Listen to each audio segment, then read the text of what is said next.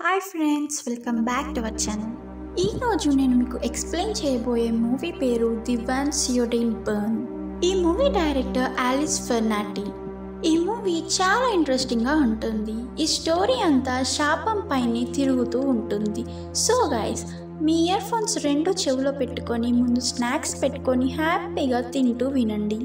And ఇక ఏ మాత్రం late చేయకుండా సీదా స్టోరీలోకి వెళ్ళిపోదాం.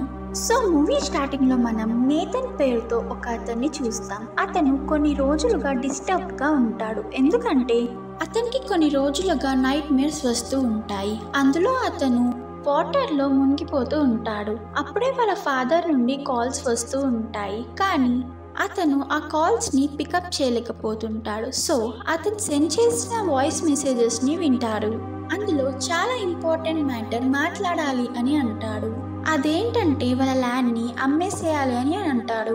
ఎక్కడైతే వాళ్ళ ఫామ్ ఉందో అక్కడ అతను ఎవరినో చంపేసి ఉంటాడు. సో అతను అక్కడికి వెళ్ళలేకపోతాడు. బట్ నేతన్కి ఇదంతా కరెక్ట్గా అర్థం కాదు. ఇదంతా అతనికి చాలా స్ట్రేంజ్గా అనిపిస్తుంది. ఇక వాళ్ళ డాడ్ సూసైడ్ చేసుకుంటాడు.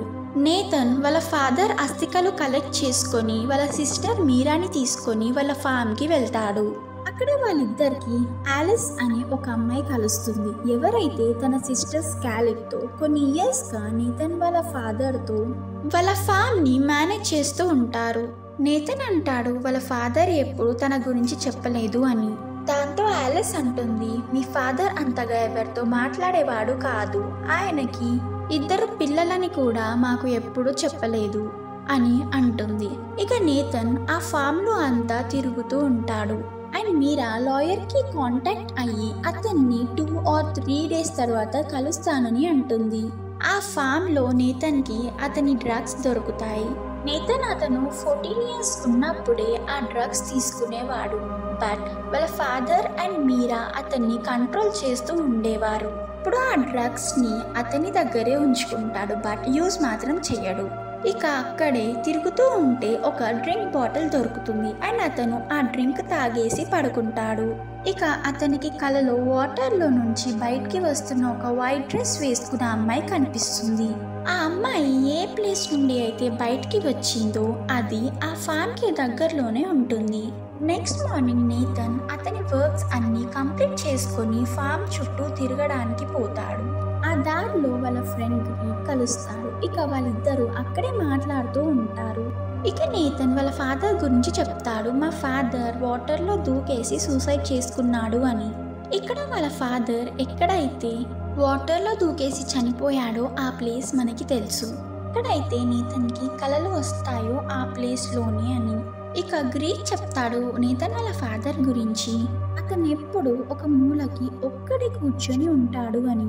ఇక అలా మాట్లాడి కాసేపటికి నేతన్ ఫామ్కి వస్తాడు. అక్కడ ఆలిస్ కలుస్తుంది. వాళ్ళిద్దరూ అలా కాసేపు మాట్లాడుతూ ఉంటారు.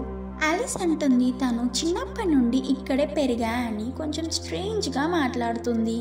నేతన్ వాళ్ళ సిస్టర్ స్కాలెట్ గురించి అడుగుతాడు. ఎందుకంటే తన్ని ఎప్పుడు చూసిందే లేదు. కానీ ఆలిస్ కరెక్ట్గా ఏది చెప్పకపోవడంతో నేతన్ పడుకోవడానికి వెళ్ళిపోతాడు. ఇంకో సైడ్ మీరాని చూపిస్తారు. తను ఆ ఫామ్లో తిరుగుతూ ఉంటుంది. తనకి ఏదో స్ట్రేంజ్గా అనిపిస్తూ ఉంటుంది. తనకి ఏదో లేడీ విజన్స్ వస్తూ ఉంటాయి. అండ్ నేతన్కి అయితే డైలీ ఆ లేడీ డైరెక్ట్గా డ్రీమ్స్లోకే వస్తుంది. డేకి ఆ లేడీ వాటర్ నుండి బయటికి వచ్చి నేతన్ దగ్గరికి వస్తూ ఉంటుంది. అప్పుడే నేతన్కి మెలకువ వస్తుంది. చూస్తే అతని బాడీ పైన అంతా ర్యాషెస్ ఉంటాయి. ఇట్ మీన్స్ అది జస్ట్ నైట్ మేర్ మాత్రమే కాదు, ఏదో చెడు జరగబోతుంది అనే సిగ్నల్ అని నా పర్సనల్ ఒపీనియన్. ఇక క్యాజువల్గా నేతన్ అండ్ మీరా తిరగడానికి వెళ్తారు. అండ్ మీరా అంటుంది ఆ ల్యాండ్ని అమ్మేద్దామని. అమ్మగా వచ్చిన మనీని తీసుకొని అక్కడ నుండి వెళ్ళిపోదాం అని అంటుంది.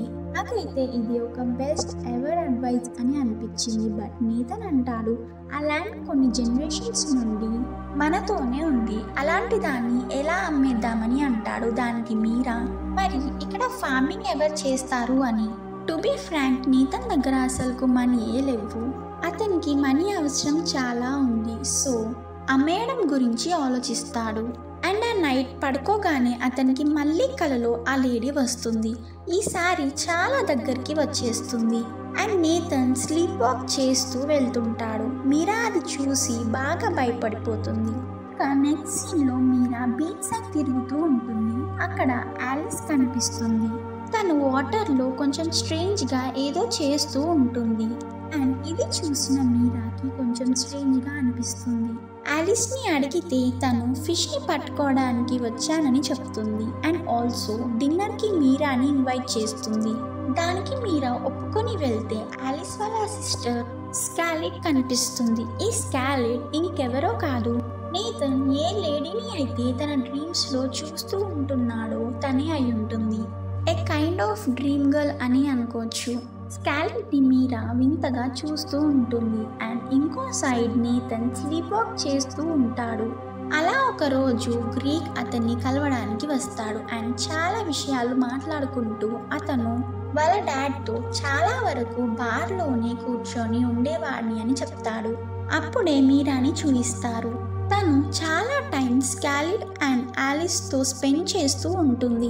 ఇంకో సైడ్ నేతన్ వాళ్ళ డాడ్ డైరీ అండ్ ఆల్బమ్ తీసి చూస్తూ ఉంటాడు. అందులో చాలా స్ట్రేంజ్ థింగ్స్ని చూస్తాం. ఆ డైరీలో మళ్ళీ రాసి ఉంటుంది తనేం మర్చిపోలేదు అని. ఇది ఎందుకు, ఎవరు అనేది మనకు ఎండింగ్లో మాత్రమే తెలుస్తుంది. ఇక నేతన్ ఎవరు ఏంటి అని ఆలోచిస్తూనే ఉంటాడు. కానీ ఏం అర్థం కాదు. అండ్ కొన్ని డేస్ అలా గడిచిపోతూ ఉంటాయి. అండ్ ఒక డే గ్రీక్ని మీట్ అవ్వడం కోసం వెళ్తాడు. గ్రీక్ డ్రింక్స్ ఆఫర్ చేస్తాడు. అండ్ నేతన్ ఎంతగా అంటే ఒక టైప్ ఆఫ్ మత్తులోకి వెళ్ళిపోతాడు. అసలుకు తనేం చేస్తున్నాడో కూడా అతనికి గుర్తుండదు అండ్ అర్థం కాదు. ఇంకో సైడ్ మీరాకి సిగరెట్స్ తాగమని ఆలిన్ అండ్ స్కాలెట్ బలవంతం చేయడంతో మీరా వాటిని తీసుకుంటుంది. అండ్ అవి తీసుకున్నందుకు తను ఒక ట్రాన్స్ స్టేట్లోకి వెళ్ళిపోతుంది. నేతన్ కూడా ఆ మత్తులోనే పడుకొని ఉంటాడు. అండ్ స్కాలెట్ తన కలలోకి వచ్చి బాగా డిస్టర్బ్ చేస్తూ ఉంటుంది. నేతన్ నిద్ర లేచాక మీరాని కాంటాక్ట్ అవ్వడానికి ట్రై చేస్తాడు. కానీ మీరా ఆ ఇద్దరు సిస్టర్స్తోనే డే అంతా స్పెండ్ చేస్తూ ఉంటుంది. తను ఇంటికి వచ్చాక నేతన్ పాకెట్లో ఒక డ్రగ్ ప్యాకెట్ దొరుకుతుంది. ఏవైతే స్టార్టింగ్లో అతనికి దొరికాయో అవి, బట్ అది యూజ్ చేసిందే లేదు. దీని గురించి ఆలిస్కి చెప్తూ టెన్షన్గా ఫీల్ అవుతూ ఉంటుంది. ఆలిస్ తనని స్కాలెట్ దగ్గరికి తీసుకొని వెళ్తుంది. బికాజ్ తను ఒక టారోట్ కార్డ్ రీడర్ అని. నేతన్ వాళ్ళ ఫాదర్ గురించి తెలుసుకోవడానికి పదే గ్రీక్ దగ్గరికి వెళ్తూ ఉంటాడు. గ్రీక్ ఒకసారి అంటాడు వాళ్ళ ఫాదర్ ఒకసారి ఈ ల్యాండ్ శపించబడింది అని చెప్పేవాడు అని. అండ్ అతను ఎప్పుడు అంటుంటాడు తనేం మర్చిపోలేదు అని.